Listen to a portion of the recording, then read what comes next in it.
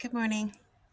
Um, Last night I posted that I got a really good talk with my sister, and it was so much, so much. Um, we were able to laugh over some shared funny memories. We were able to cry over sad ones. And today I'm going to share some of our shenanigans because some of these shenanigans are the reason I'm still alive. If it wasn't for this one person giving me a bright light at times when I needed it, when there was no others, I have a few people in my life that have literally done things to save it, and they didn't realize it. My foster family, for one, my two older sisters, even my brother. I don't know if he knows what he did, but he did something. He actually stopped me in the middle of an attempt to kill myself. Um, there's a couple people who provided me these bright spots periodically through my life. And these light spots hit when I needed them. So when I was a child, the adult who would come do stuff that would just be magical for me because they knew something was wrong was my aunt through marriage. She provided everything I needed when we went together. She gave me lots of opportunities. She knew I didn't feel safe to talk. So she'd take me out for fries and gravy, and she'd just ask me about everything else. She would ask if I wanted to do anything fun. She would take me out on these girl dates as a way to get me out of the house.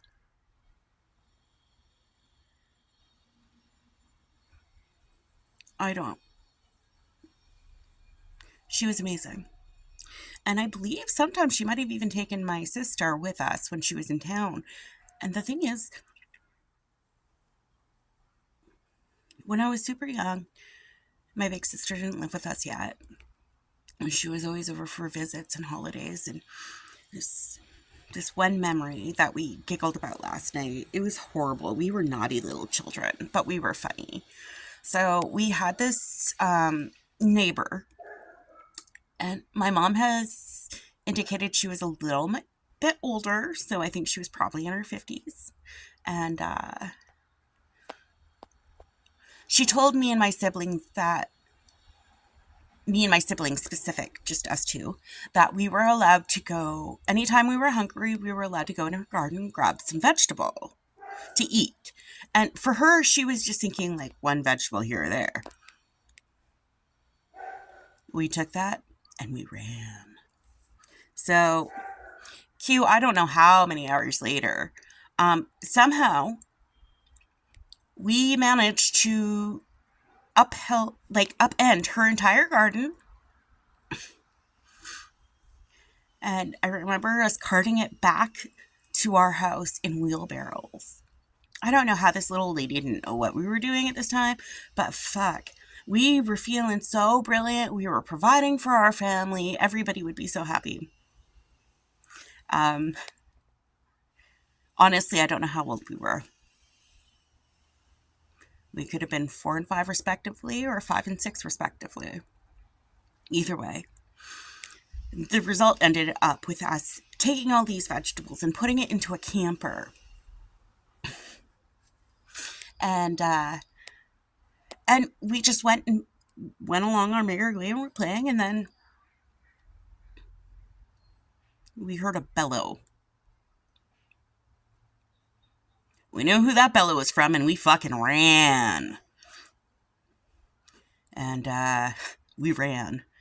So the two of us ran into the camper and hid. And we could hear the adults calling us, and we were like, mm-mm. Like, we knew. We knew that tone. No fucking way were we coming out. Mm-mm. And all of a sudden, the camper door opened. And I remember I just pushed her, just pushed. I don't remember the punishment for that, but that story has always been hilarious to us. And probably wasn't too bad because my mom was involved in that one. And I know that we had to go apologize to the lady. She was pissed at us, understandably. As adults, we both think, oh my God, what did we do? But that behavior did not leave us after that incident. We also had a habit of, as teens, there was a couple times. Once, one major, but a couple times we did it. But we didn't do it to this level. We were out walking late at night, and for some reason we decided we wanted flowers. 3 teenage girls. So it was me, my big sister, and my foster sister. The three of us were out picking flowers. We made bouquets. Adults found out. Trouble ensued. But it was such a glorious night. Like, we walked around the neighborhoods, giggling and having fun and being carefree together and stealing people's garden flowers.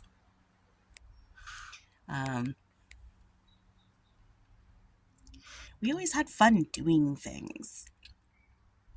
So my big sister was always, she was a big city girl, and she was just so cool. And last night during our conversation, I heard that she felt the same way about our biggest sister, which is funny because I did that too. I had hero worship for both of these girls. And I was telling her of this memory I had when I was about 14. Me, her, and my foster sister all had this crew of friends that we had that ages ranged from 15, 16 to 18, 19. And I was obviously the youngest. And there was this one Halloween part, or not Halloween party, sorry, New Year's Eve party. And our parents went to this thing, and I'm pretty certain she went with them because otherwise she would have been at this party with me because it was our group of friends. And they were gone, and I remember I really wanted to look nice, and she had this Calvin Klein shirt, this white Calvin Klein shirt. And I thought, okay, I'm going to wear it and then come home and throw it in the wash for her. As long as I wash it, she won't be mad, right? And my mom had told me I had to be back before them. Because I did tell my mom I wanted to go out, and she had agreed. She knew these people and knew that they wouldn't let me get hurt, and knew that, like, these older kids definitely took care of me. They took better care of me than most. And so I walk a couple blocks to this house, and I join this party.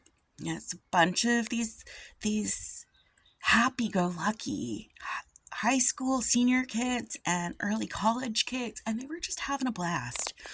And the guy who lived there, like the family that lived there, the parents knew the boys were having a party, and their philosophy was, if you're going to party, do it at home so we know you're safe. So if anything happens to anybody, we are on hand to help.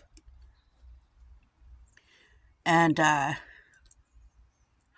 so I go to this party. It was all great and fun. We had fun. We listened to music. We bullshit. We played poker, I'm sure. We just had a lot of fun. And midnight comes around. And I had to head home not long after midnight in order to beat my family. And what I didn't know was the boys decided to plan this big cake. And the guys thought it was going to be funny to dump their faces in the cake, which really was. And so all of these guys threw their faces into cake. And I mean, like, just right into the cake. And they would come up with all this icing, and it was blue and orange and yellow. It was just bright. It was brilliant colors. And then they decided to dogpile the girls and give them kisses on the cheek. And so, since I was the token kid, everybody dogpiled me. Everybody. And I remember laughing so hard I almost pissed my pants because it was just so funny. Like they all just clumped on me. And they were all very careful not to squish me because I was tiny. But they all like gave me kisses on the cheek, on the forehead, on the top of the head. Like they treated me like a younger sister for the most part. And all of them but one did. Um, and we just had so much fun. And then I looked down. This white, brilliant shirt was covered in icing. Holy fuck, was I in trouble. Mm-mm-mm.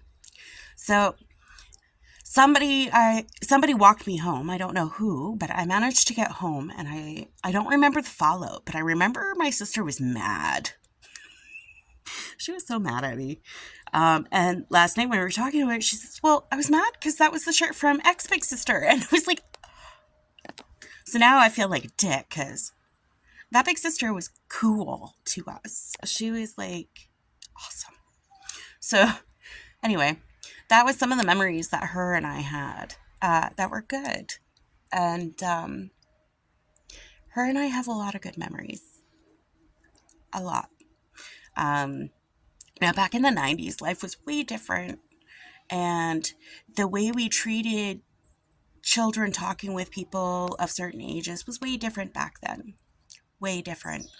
And so I have a lot more memories, but they may seem inappropriate because of the way things were done back then.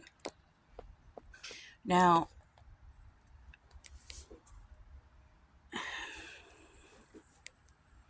I'm not quite sure how to preface this, but we would arrange for people to come over and hang out with us late at night,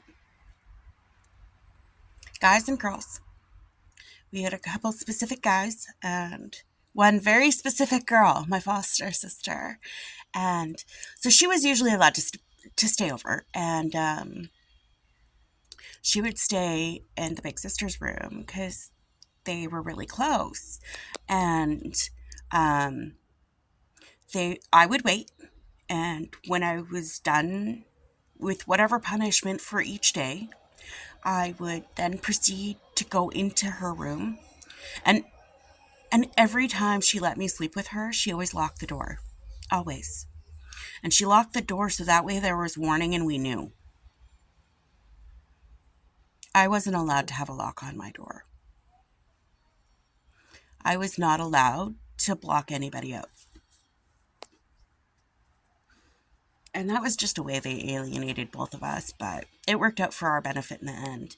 Anyway, so in her window, I remember we had this black widow. And she just let it grow. She was keeping it. It was eating the flies. We lived in a semi-arid desert. Any help at that point. So what we would do is in my bedroom, because both of us were in the basement, my bedroom screen window would move and we could do it quietly. Now, the insanity of this is that we would do this and my bedroom was directly underneath my parents. Directly. And we snuck people in constantly. And we would have sleepovers. We would just have visits. We were wild. Now, during this time, just to be clear, like, there was nothing sexual or gross going on anywhere between anybody. It was just fun. We just had fun goofing off, being kids. And I remember this one time, there was a specific guy over, and I think at the time it was my foster sister's boyfriend. And my big sister had a guy friend who, he was glorious. He treated me like gold. And he was essentially like her best friend, guy friend. And he was so much fun. And I'm not sure if it was him or the foster sister's boyfriend. It could have been both for all I know. But I remember this one night, we were downstairs and we were just having fun. We had music playing and the parents had gone to bed and they said, she was allowed to have videos or listen to music or do whatever. And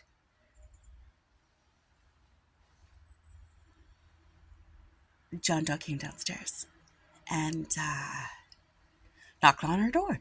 Now, there's a group of us in this room. She has nowhere to hide anybody. But what we do have is a lot of blankets.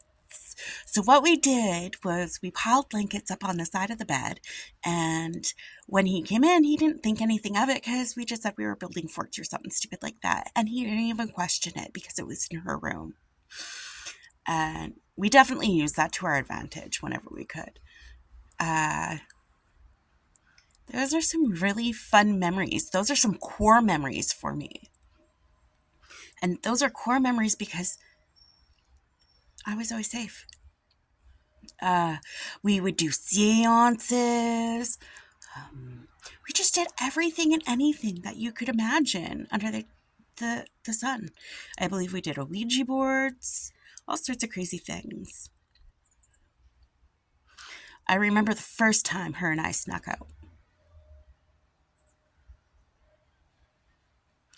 I was little. We were at that age change where she was starting to hit the maturity level that I was at. And I don't know how it happened, and she doesn't remember either, but she ended up with all these mini bottles of booze. We were going to go to a bushfire. Well, they were. Her and her best friend at the time. We were in this small town. And they had all these little bottles, and they had this big bottle of scotch. And I remember I had read about scotch, and I remember all of the beautiful things it said about scotch. It did not taste like that, just so you know. Anyway, so they were going to sneak out, and I busted them and demanded to go. So my method operandus was to always threaten to tattle. I don't know why any of them believed me, because they all knew I was terrified of John Doe. Anyway, so they agree, and she said, she remembers saying, okay, but you got to dress up. So they dressed me up, and we snuck out of the house. Now, in this house, it's important to know that in this house, it was an older house, and it was creaky, and it was our grandma's house. And our grandma slept downstairs below her bedroom, and our parents were across the hall. So at this time, all of us were living in my grandma's house, and we snuck out. And I remember we were near, so my mom's first husband I call Uncle. Not because we're from Arkansas, but because he remained in my life. And I wasn't calling him Dad, so they decided to get me to call him Uncle. And him and his new wife, they used to babysit me, so I would call him my uncle. So anyway, we were near my uncle's in-laws' house. And we were in this little small town, and all of a sudden, we see these adults walking with flashlights, and then we hear our names being called. And we were fucking terrified. So we're sipping the scotch at this point, because I don't know why. So I remember we sipped it, and I remember coughing and being so grossed out and trying to be quiet. And we're watching these parents, and we're watching them through this fucking picket fence. We were hiding behind a picket fence. Kids are dumb. So anyway, we got caught, obviously, because they could see us quite clearly through a picket fence. And we went home. We got punished. And I just remember, like, the exhilaration I felt.